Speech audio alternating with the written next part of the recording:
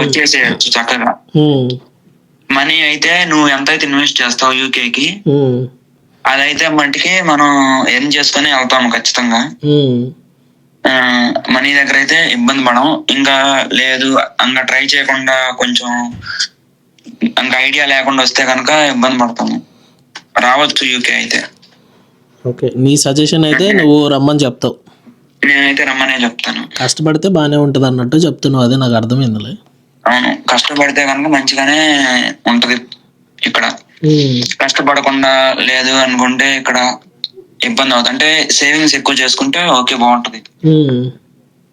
Savings చేసుకోకుండా ఖర్చు పెట్టి బయటకు వెళ్తా ఉంటే ఇంకా మనీ కూడా సేవ్ చేయలేం కదా. అదేలే, అది దట్స్ ట్రూ. ఫైనాన్షియల్ స్టేటస్ ఉన్నోడికి అయితే ఓకే, ఎలా ఖర్చు పెట్టినా ఎలా తిరిగినా ఓకే. ఇప్పుడు కొంచెం లోన్ తీసుకొని మళ్ళీ లోన్ రీపే చేయాలి కదా. అవును, అవన్నీ చూసుకొని రావాలా.